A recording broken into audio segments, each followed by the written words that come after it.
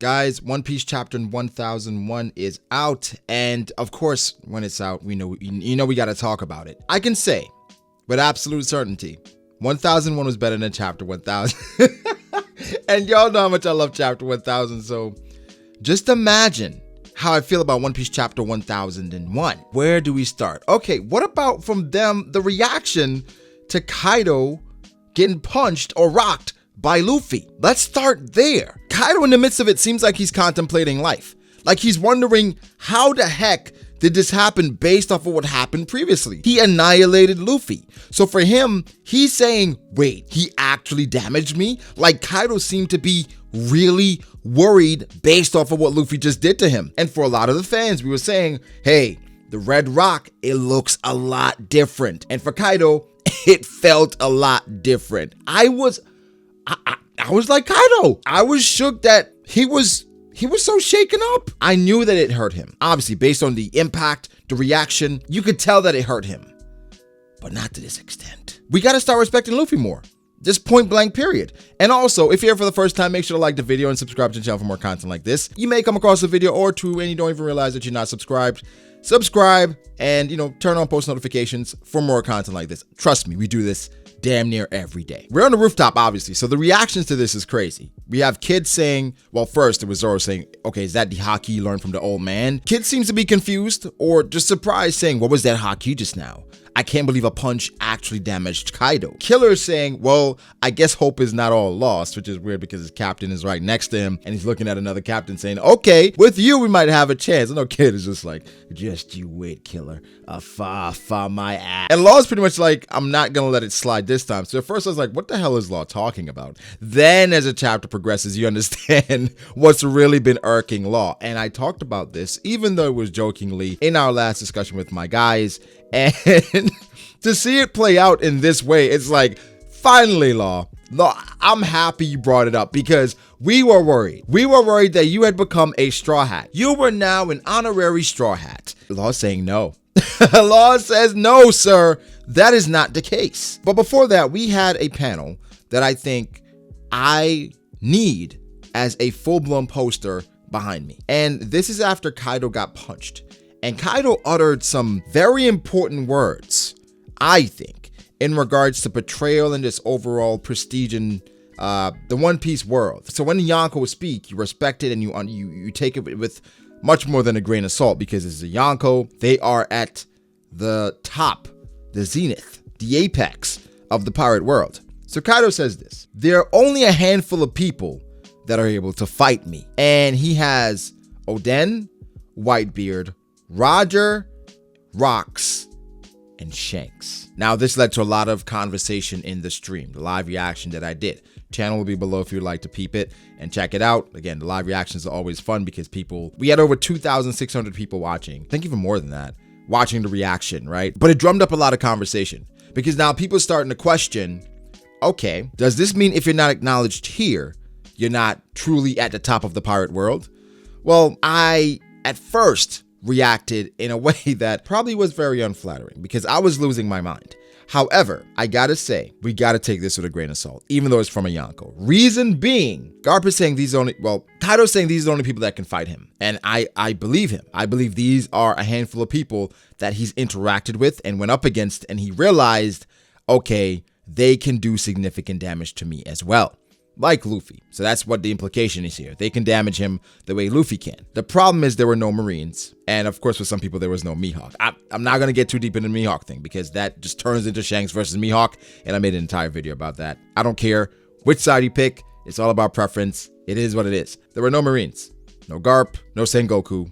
No Kainu, Aokiji, none of them. I think it's weird and I don't know. It's hard to sift through because we know Kaido fought against Garp and Roger.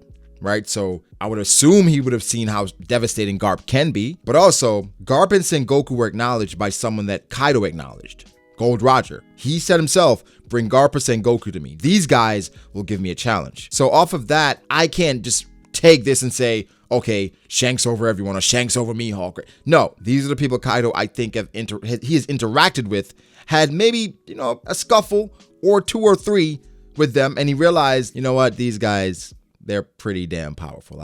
That's not something I would like to do, right? So they said Kaido was defeated 7 times as a pirate. There are 5 people here. These are the 5 people that defeated him, because then there's 2 other defeats. I would chalk it up to the Marines, right? More than likely that defeated Kaido, but it's not set in stone. It's one of these things that Oda gives you that's really hype, but it's still a bit vague. But I really like that Kaido pointed this out. And, Shanks, my guy, is getting a lot of hype. And I absolutely love it. I absolutely also like the Oden mention in this entire group, because Oden, I think a lot of people somehow sleep on him for whatever reason. But I really like the fact that he was included. I like that a lot, actually. But as we continue, we get some more from this fight, man. And this chapter was really, it was really, really good, right? But it had the moment where Kaido used the Thunder Bagua again. And after Kaido basically, in a way, he somewhat acknowledged Luffy. He was like, okay, all right, Straw Hat, I see you. He was like, okay, Thunder Bagua. And this is something that I didn't really have too much of an issue with. If you go back and watch my live reaction to it, it was, I titled the stream that the anime ruined Luffy versus Kaido, and people attacked me, called me trash, said I don't know what the hell I'm talking about. Toei is doing an amazing job in Wano. Probably the best the anime has ever been. But in that particular scene, Kaido versus Luffy, I felt like it was misrepresented, because in that particular scene with Kaido versus Luffy, it turned into a back and forth, like a beam struggle. However, in the manga, it was portrayed that Kaido basically blitzed Luffy and for the most part, caught him off guard and overpowered him. And Luffy is pretty much echoing these sentiments by saying, okay, he's so fast, I couldn't dodge it. Where he dodged a bit of it. He got hit, right? But he dodged it a little bit because he's using his future sight. But it's basically showing or confirming that it's a speed blitz. But the anime didn't show that. That's something that people brought up as well in the live reaction, that, okay, this confirms that Kaido has crazy speed at his size, which the anime, I think, didn't accurately convey. But I gotta say, that doesn't matter. The anime in Wano has been spectacular. So we're gonna let it Tusi slide, all right? That was kind of wild. So we gonna let it slide. But Kaido seems genuinely intrigued now by saying that he's putting up a good fight. And it's funny because it seems like Kaido is the main character, the main antagonist, or the main guy in this, right? And he's trying to have his moment. And Big Mom just keeps butting in. And Kaido's like, wait, Lyndon, give me a second. I want to see how strong these guys are. Big Mom's like, ooh, playing with your food again. Where Big Mom, why that's so funny? Because Big Mom does not play with her food at all. Big Mom eats her food, all right? So I really enjoyed that part a lot. But another cool part is Zoro. He's learned the Foxfire style. And he managed to cut Prometheus. And I'm sorry, I'm saying it like that. That's how Big Mom says it in the anime. I'll stop being weird. That he cut Prometheus, right? Luffy says, yo, you've learned Kinemon's attack. He's like, it's mine now. That was so good as well. I really like that moment. Luffy and Zoro, whenever they interact, I think it's always a great time. The chemistry they have, I mean, from chapter 3, it's been amazing, right? The funny part I was referencing with Law was after, Zoro cut Prometheus, Law shambles Luffy because he was about to get hit by Kaido. And then Law basically said to Luffy, hey, when you said to move them below, I was going to do that anyway. I didn't just do it because you told me to. Which, bro, that's what I'm saying. It's something we brought up in the discussion, again, jokingly. And we were kind of trashing Law a little bit. Not trashing, it was just like fun banter saying, oh my God, Law's an honorary Straw Hat now. Law is just taking orders from Straw Hat. Okay, he's like, what else would he need, Straw Hat, sir? And it's almost like Law was watching the stream and he got so mad. So then he approached Luffy and confronted him about it. I just thought that was so hilarious that these things that we jokingly made fun of are being brought up as legitimate plot points and things that Law is addressing because Law is so damn petty. I love it, right? And Kid even echoed like how we felt about it. Like, Law, we thought you'd become an honorary Straw Hat. And Law's like, don't even think about it. There's no way.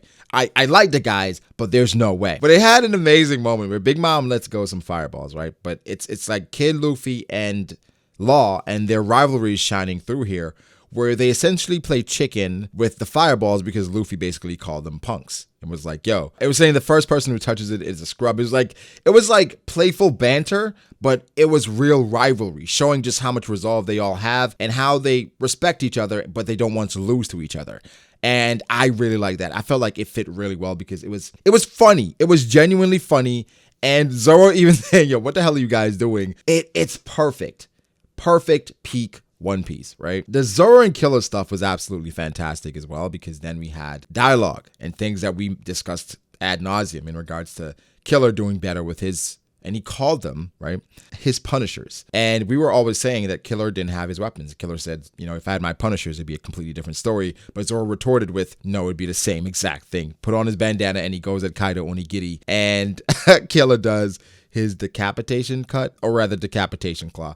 But yeah, and they didn't really do much to Kaido. He saw blood and stuff, but Kaido's just like, all right, as expected. It hurt him, but it hurt him as much as he expected. He didn't expect a lot out of Zoro and Killer, but he was like, all right, as expected, whatever. But I think here it shows that Zoro is going to come back and fight Kaido again and do something again, because he says after he fails to do any significant damage to Kaido that he has to bring out more of Enma's power, which, you know, goes back to some dialogue about Enma being a true power-up, etc. So, I mean, we're not going to go there today, but it heavily foreshadows that Zoro will at some point bring out more power from Enma and affect Kaido. I think what Oda's doing with this fight is spectacular because he's given us the transformations. People ask me, okay, was I impressed by the monster trio so far? I said no.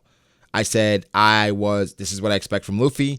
This is what I expect from Law. But Kid, I'm intrigued. Because Kid used Punk Rod, and Punk Rod is a full transformation. He's like he's in a mini mega's the word, right?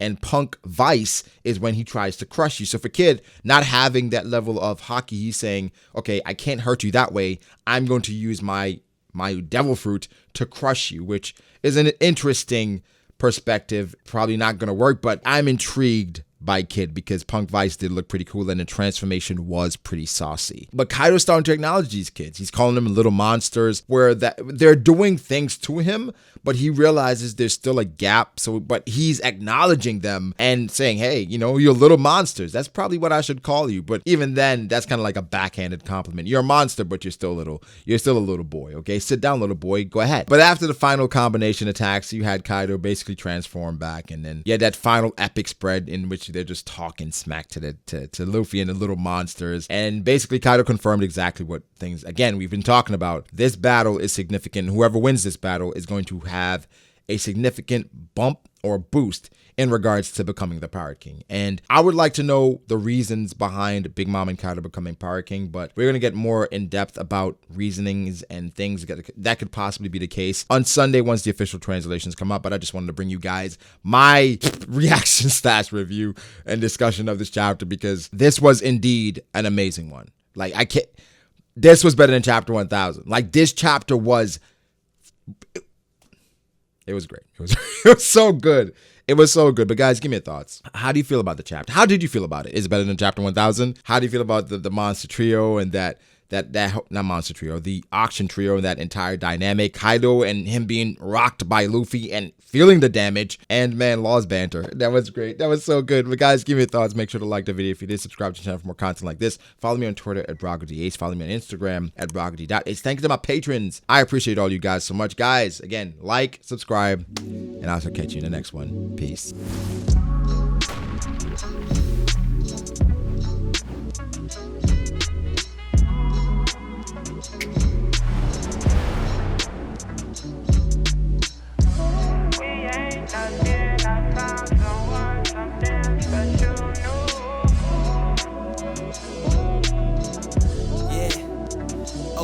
I start doubting me, I felt lost.